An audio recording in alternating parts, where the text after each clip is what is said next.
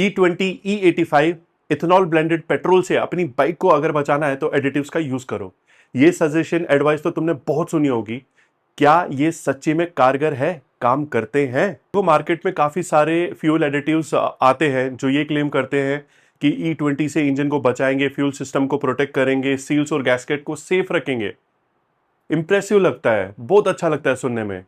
लेकिन क्वेश्चन ये है कि किसी के पास कोई भी इंडिपेंडेंट लैब टेस्ट रिपोर्ट नहीं है जो ये दर्शाए, जो ये क्लेम को उनके प्रूव करे। इंटरनेट पे काफी ढूंढने के बाद मुझे तो कोई डेटा पॉइंट्स नहीं मिले। मुझे एक यूट्यूब चैनल मिला, प्रोजेक्ट फार्म। उन्होंने कई साल पहले इथेनॉल ब्लेंडेड पेट्रोल पे इन एडिटिव्स को यूज करके एक्सपेरिमेंट कंडक्ट किया है, तो आप उस वीडियो को जरूर देखिएगा। तो मैं फिर से ये पॉइंट समझाने की कोशिश कर रहा हूं, इथेनॉल की वजह से जो कोरोजन वगैरह जो होता है वो कुछ हद तक तो वो ये एडिटिव स्टेबलाइजर्स बचा लेते हैं। लेकिन रियल प्रॉब्लम कहां पर है? जो ये जो रबर की सील्स होते हैं, फ्यूल लाइंस होती है, क्या इथेनॉल से होने वाले असर जो इन पर पड़ने वाला है उसको ये फ्यूल एडिटिव्स रोक सकते हैं? क्लेम तो बहुत सारे ब्रांड्स ये करते हैं कि रबर सील्स और जो फ्यूल लाइंस है उसको ये प्रोटेक्ट करता है, बट कहीं पे कुछ स्पेसिफिकली डेटा बैकिंग है ही नहीं। काफी लोग अब यही क्वेश्चन पूछेंगे, भाई ये तो बता दो फिर करना क्या है। एक तो आप XP 100 या पावर 100 का फ्यूल डलवा सकते हैं अपनी मोटरसाइकिल्स में, जिसको ऑटो कार इंडिया ने टेस्ट रिपोर्ट के साथ पब्लिश भी किया था कि उसमें ऑलमोस्ट 0% इथेनॉल ब्लेंडिंग है।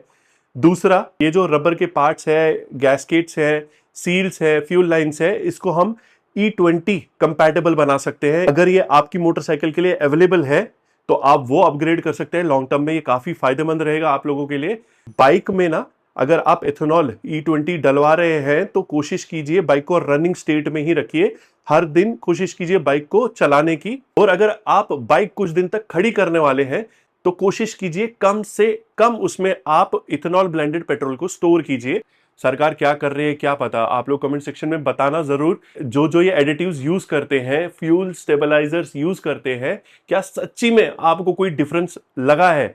अंततः सरकार से हाथ जोड़कर यही विनम्र विनती रहेगी मेरे जैसे कई मेरे भाइयों की, कि अगर आपको लाना ही है 10, 20, 30, 40, 50, 60, 80 लाइए, लेकिन हमारे लिए एटलीस्ट ऑप्शन अवेलेबल रखिए कि मेरे को E0, E10, E20, 30, 40 कौन सा भरना है।